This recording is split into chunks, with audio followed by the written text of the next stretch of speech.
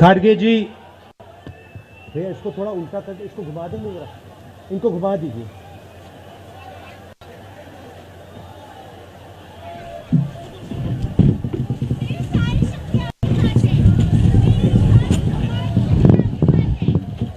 खारगे जी, कमल हसन जी, वेणुगोपाल जी, शक्ति सिंह गोहिल जी, Anil ji, stage पे Congress party के senior नेता, हमारे प्यारे कार्यकर्ता, भाइयों और बहनों, प्रेस के हमारे मित्रों, आप सबका यहां बहुत बहुत स्वागत, नमस्कार। आपने इतना समर्थन इस यात्रा को दिया, इतनी मदद की, इतनी शक्ति आपने हमें दी, इसके लिए मैं सबसे धन्यवाद करना चाहता हूं, दिल से धन्यवाद करना चाहता हूं।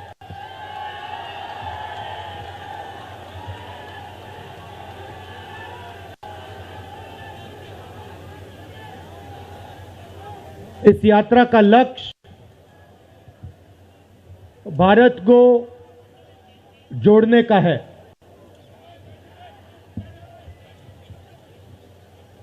जब हमने ये शुरू किया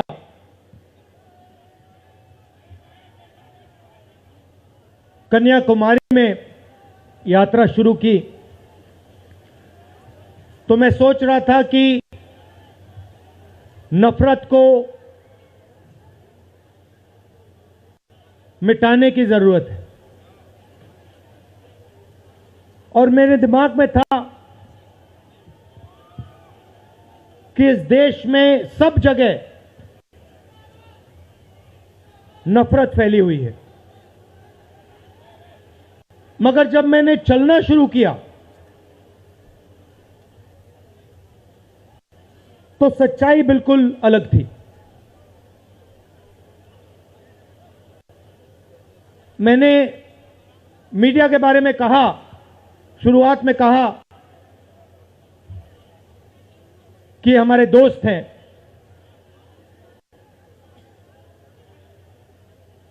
दोस्त हैं, मगर हमारी बात टीवी पे कभी नहीं दिखाते हैं। और वो तो तब भी ठीक है, वो ठीक है, हमारी बात नहीं उठाएं तो ठीक है, कोई प्रॉब्लम नहीं है, मगर ये एक और काम करते हैं, इनकी गलती नहीं है। देखिए, ये जो यहां खड़े हैं, इनसे गुस्सा मत होइए, इनकी गलती नहीं है। देखिए, मुस्कुरा रहे हैं, ये जानते लगाम लगी हुई है, पीछे से लगाम लगी हुई है, मगर इनके जो चैनल हैं ये भी नफरत फैलाने का काम करते हैं। 24 घंटा हिंदू मुस्लिम, हिंदू मुस्लिम, हिंदू मुस्लिम, हिंदू मुस्लिम, हिंदू मुस्लिम। ये सच्चाई नहीं है भाइयों और बहनों। मैं चला हूं कन्याकुमारी से यहां तक, ये सच्चाई नहीं है। ये मीडिया में चलाया जाता है, फैलाया जाता है। ये देश एक है। इन सड़कों पे लाखों लोगों से मिला हूं, सारे के सारे एक दूसरे से मोहब्बत करते हैं, प्यार करते हैं, गले लगते हैं। तो सवाल उठता है, क्योंकि ये नहीं कर रहे हैं, इनके पीछे जो शक्ति है, इनके पीछे जो शक्ति है वो कर रही है। तो सवाल उठता है, ये क्यों हो रहा है? जब सच्चाई ये है कि देश का आम नागरिक, चाहे हिंदू हो, मुस्लिम हो, सिख हो, ईसाई हो, किसी भी जात का हो, वो एक दूसरे से प्यार करता है, मोहब्बत करता है, एक दूसरे की इज्जत करता है। 90% लोग इस देश के एक दूसरे से प्यार करते हैं, मोहब्बत करते हैं, इज्जत करते हैं। देखिए मेरे सामने, ये देखिए, घूम के देखिए, ये जैन मंदिर है, गुरुद्वारा है, मंदिर है, मस्जिद है, ये है हिंदुस्तान। ये सच्चाई है हिंदुस्तान की, और ये नई बात नहीं है, ये हजारों साल से इस देश की सच्चाई है। प्यार से ये देश मिलकर एक साथ रहा है। तो सवाल उठता है, ये जो मीडिया के लोग हैं, ये नहीं जो इनके पीछे हैं, ये नफरत क्यों फैलाना चाहते हैं? आपने कभी पूछा अपने आप से कि मीडिया 24 घंटा कभी मोहब्बत की बात नहीं करेंगे? कभी आपने देखी है? कभी टीवी पे देखा कि देखो एक हिंदुस्तानी दूसरे हिंदुस्तानी से गले लग गया? कभी देखा? नहीं, कभी नहीं दिखेगा। सही बात है ना? सही बात, कभी नहीं दिखेगा। इसका कारण है भाइयों और बहनों, मैं आपसे पूछना चाहता हूं, आप में से किसी का कभी जेब काटा गया है? आपका जेब काटा गया? आपका जेब काटा गया?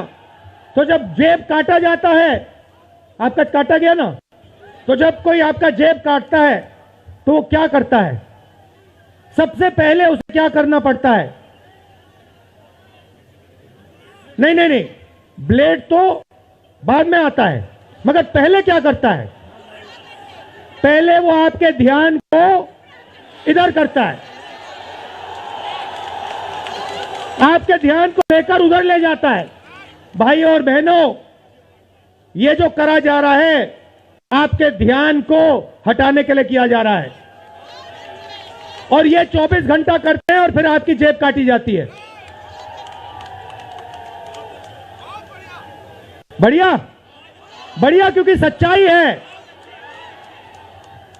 24 घंटा हिंदू मुस्लिम, हिंदू मुस्लिम, हिंदू मुस्लिम, और फिर जो भी आपका पैसा है, किसानों का, मजदूरों का, आपके एयरपोर्ट, आपके पोर्ट, आपकी सड़कें,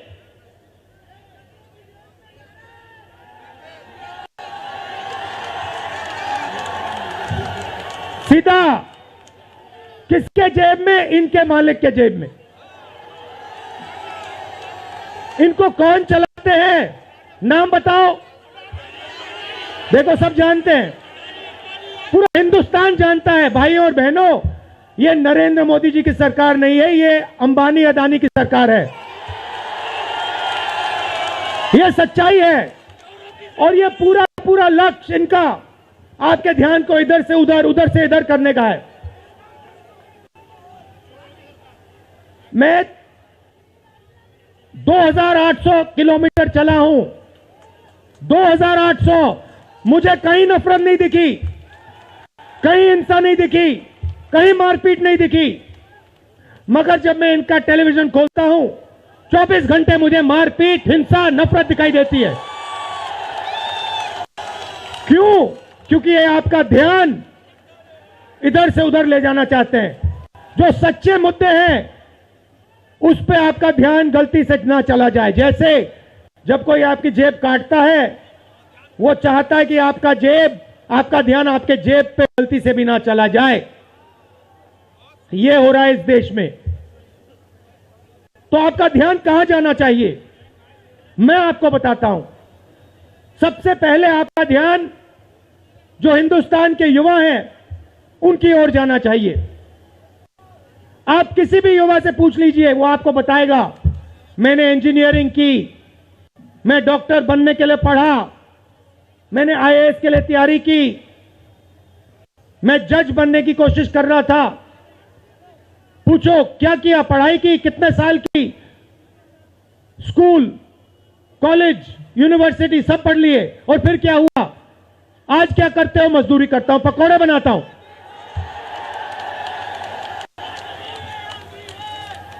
बेरोजगारी क्यों आई? मैं आपको बताता हूं। और जो हमारे छोटे व्यापारी हैं, जो स्मॉल और मीडियम बिजनेस चलाते हैं, आप अच्छी तरह सुनिए, क्योंकि आप इस देश के भविष्य हो। अगर इस देश को कोई रोजगार दे सकता है तो इस देश का किसान और ये जो छोटे व्यापारी हैं और स्मॉल और मीडियम बिजनेसेस चलाते हैं ये लोग हैं। क्यों? क्योंकि ये लाखों हैं,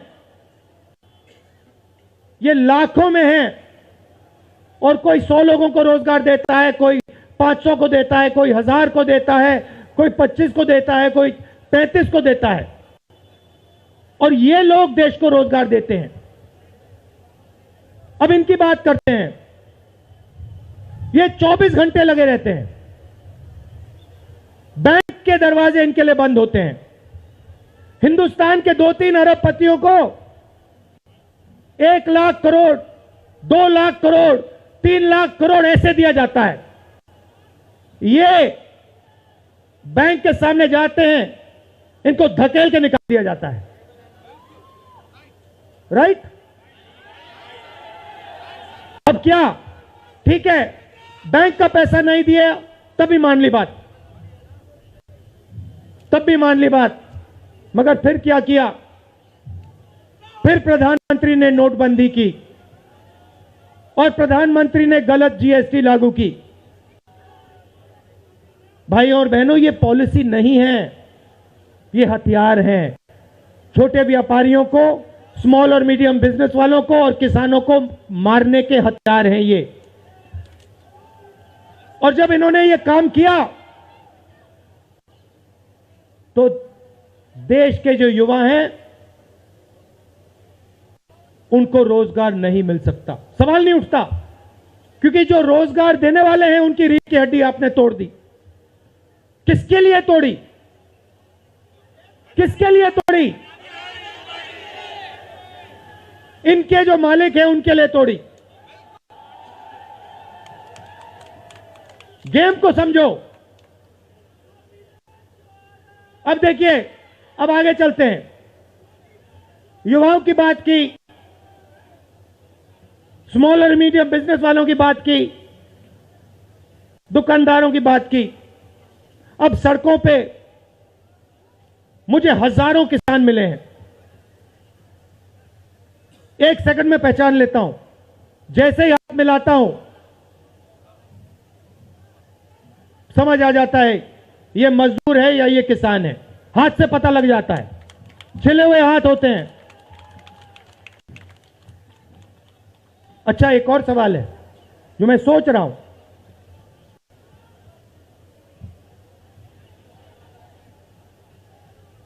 प्रेस वाले ने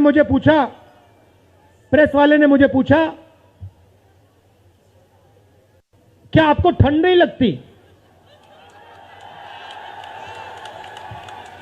और मैंने सोचा ये मुझसे पूछ रहे हैं, हिंदुस्तान के किसान से क्यों नहीं पूछते?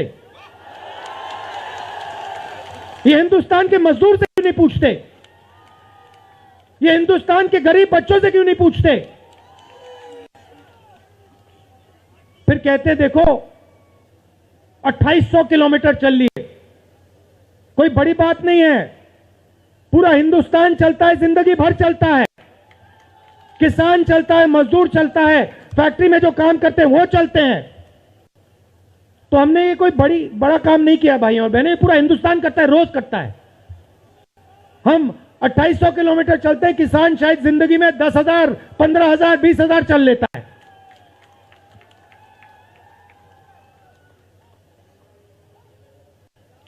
तो मैं चाहता हूं कि ध्यान सही जगह जाए। अब बीजेपी ने धर्म की बात उठाई है, हिंदू धर्म की बात करते हैं। मैं आपसे पूछना चाहता हूं, हिंदू धर्म में कहां लिखा है कि गरीबों को, कमजोर लोगों को कुचलना चाहिए? कहां लिखा है? कहां लिखा है कि कमजोर लोगों को मारना चाहिए? कहां लिखा, मुझे बताओ। मैंने तो कहीं नहीं पढ़ा। मैंने गीता पढ़ी है, उपनिषद पढ़े हैं, कहीं नहीं पढ़ा मैंने।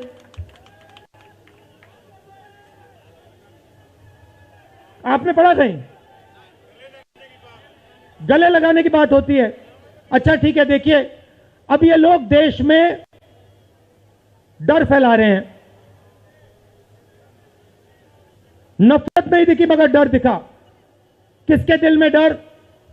किसान के दिल में, युवाओं के दिल में, छोटे दुकानदारों के दिल में, स्मॉल और मीडियम बिजनेस जो चलाते हैं उनके दिल में, माताओं बहनों के दिल में। मुझसे कहती है, राहुल जी बीजेपी की सरकार में हम तो सड़क पर, शाम को सड़क पर नहीं निकल सकते। तो डर फैला दिया है। सही सही। अच्छा, आपने शिव जी की फोटो देखी है? उसमें उनका हाथ ऐसे देखा आपने? इसको क्या कहते हैं? इसको क्या कहते हैं? इसको अभय मुद्रा कहते हैं। इसका मतलब क्या होता है? इसका मतलब होता है डरो मत। तो शिव जी कहते हैं डरो मत, हिंदू धर्म कहता है डरो मत, और ये लोग 24 घंटा इस देश में डर फैलाने की कोशिश करते हैं। अच्छा, एक और मजे की बात बताता हूं आपको। मैं सोच रहा था, आपने ये यात्रा देखी होगी, इसमें आपको हिंसा दिखी? कहीं नहीं दिखी? किसी ने किसी को मारा? किसी ने गाली दी? नहीं। आपने इसमें नफरत देखी? बिल्कुल नहीं। इसमें किसी ने यह पूछा भैया तुम्हारा धर्म क्या है? किसी ने कहा भाई तुम हिंदू हो, मुसलमान हो, सिख हो, ईसाई हो, क्या हो? नहीं। किसी ने यह पूछा तुम स्त्री हो या पुरुष हो? किसी ने यह पूछा तुम्हारी क्या जात है? बिल्कुल नहीं। कपड़े भी नहीं पूछे, कपड़े भी नहीं पूछे। अच्छा, इसमें आपने देखा होगा, पता नहीं आपने देखा या नहीं, इसमें कुत्ते भी आए। कुत्ते भी आए इसमें, कुत्ते आए। और आपने, अगर आप टीवी देख रहे होते, आपने एक चीज देखी होगी, कुत्ते को किसी ने नहीं मारा, किसी ने नहीं मारा। इसमें गाय भी आई, भैंस भी आए, सुअर भी आए। मैंने देखा वो, तो सब जानवर आए, सब लोग आए, और यहां पे कोई नफरत नहीं थी। जैसा हमारा हिंदुस्तान है वैसे ही ये यात्रा है। कोई नफरत नहीं, कोई हिंसा नहीं, कोई गलत सवाल नहीं। कभी कभी कोई गिर जाता, जैसे हमारे हरियाणा के पीसीसी गिरे, धड़ाम से गिरे, केरला के सब नेता गिर गए, 1 सेकंड में लोग उनको उठा लेते थे। 1 सेकंड में, टाइम नहीं लगता था। यह है हिंदुस्तान। नहीं, देखिए मैं आपको एक बात बताता हूं, सच्चाई समझनी होगी। सच्चाई यह है कि जैसे इन पर लगाम लगी हुई है, वैसे हिंदुस्तान के प्रधानमंत्री पे भी लगाम लगी हुई है।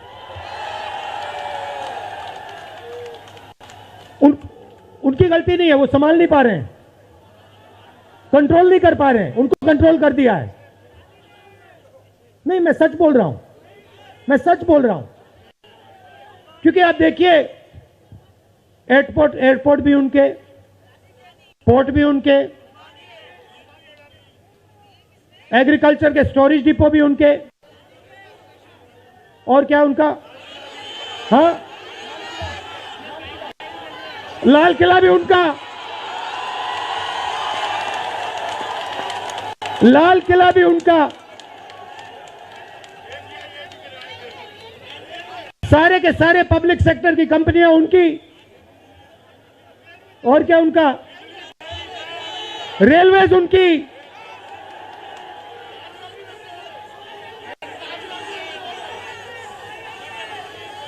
अभी भाइयों और बहनों ताजमहल भी चला जाएगा, तो सब कुछ उनका। तो ये देश की सच्चाई है। हाईवे भी उनके, सेलफोन भी उनके,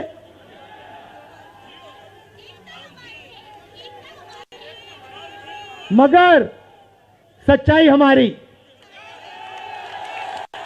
आप देखिए, मैं आपको बताता हूं, आपको मैं बताता हूं, अपनी कहानी बताता हूं। जब मैं राजनीति में आया, 2004 में आया, हमारी सरकार थी, चुनाव जीते थे, और ये प्रेस वाले 24 घंटा मेरी प्रशंसा करते थे। 24 घंटा, 24 घंटा राहुल गांधी, राहुल गांधी, राहुल गांधी, राहुल गांधी। फिर मैंने क्या किया, मैं चला गया भट्टा परसोल। नहीं सुनो, आपको समझना है ये है क्या। मैं भट्टा परसोल गया और मैंने किसानों का जो जमीन का मामला है उसको छेड़ दिया। और भाई और बहनों, जैसे ही मैंने किसानों का जमीन का मामला छेड़ा, वैसे ही ये मेरे पीछे पड़ गए। उसके बाद जमीन अधिग्रहण बिल, भट्टा परसोल के बाद जमीन अधिग्रहण बिल लाया, कांग्रेस की सरकार लाई। उसके बाद तो पूरा फुल टाइम 24 घंटा मेरे पीछे पड़ गए। प्रधानमंत्री जी ने, बीजेपी ने, मैं आपको सच्चाई के बारे में बताना चाह रहा हूं, प्रधानमंत्री ने, बीजेपी ने हजारों करोड़ रुपए लगा दिए मेरी छवि को खराब करने में। हजारों करोड़ रुपए। और आपने देखा होगा, मैंने एक शब्द नहीं बोला, बिल्कुल चुप,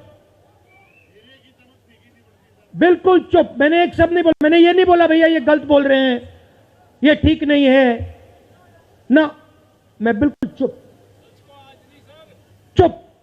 क्योंकि मैंने कहा चलो देखता हूं कितना दम है, और लगाया। पूरी की पूरी मीडिया लग गई, व्हाट्सएप पे लगाया, फेसबुक पे लगाया, सब जगह 24 घंटा राहुल गांधी के बारे में। कुछ नहीं बोला मैंने, पूरे देश में फैला दिया। और फिर एक महीने मैंने आपको सच्चाई दिखा दी, और पूरा पूरा खत्म। देखो सच्चाई कैसे काम करती है। सच्चाई को छुपाया नहीं जा सकता है, कहीं ना कहीं से सच्चाई बाहर आ जाती है। और यह यात्रा हिंदुस्तान को जोड़ने की है। क्यों? क्योंकि इस नफरत से, इस डर से हमारे प्यारे देश को नुकसान हो रहा है।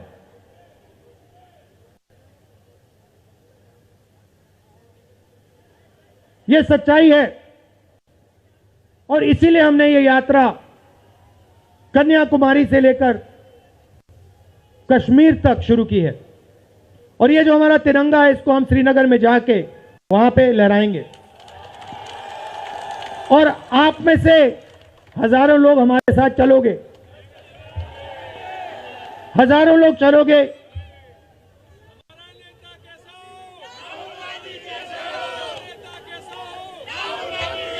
तो भाई और बहनों, देखिए, सच्चा मुकाबला दुनिया में,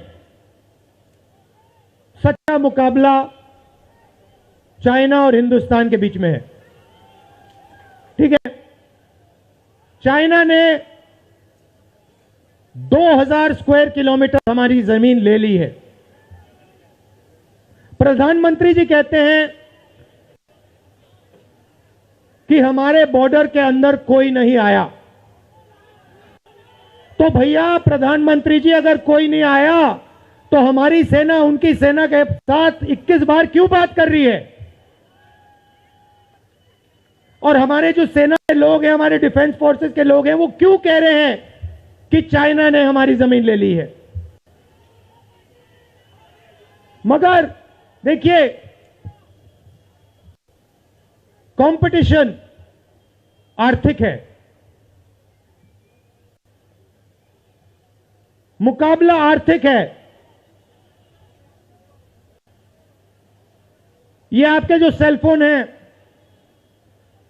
ये आपके जो शर्ट है, जूते हैं, इसके पीछे आप देखिए, प्रेस वालों के जो कैमरा है इसके पीछे देखिए, उसके पीछे आपको लिखा दिखेगा मेड इन चाइना।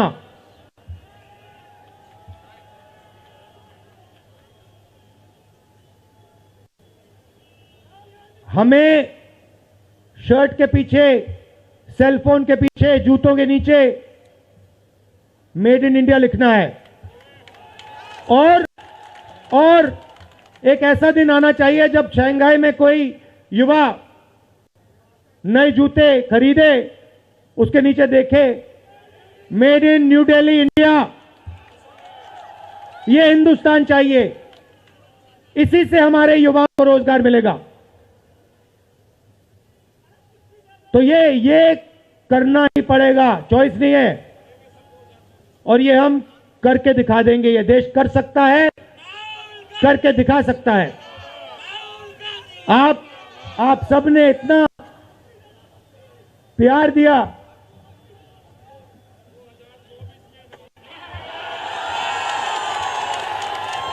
आपने इतना प्यार दिया।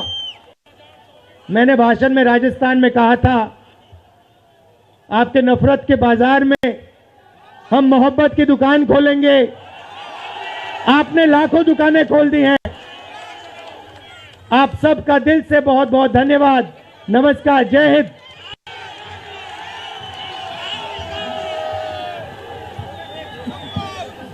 धन्यवाद।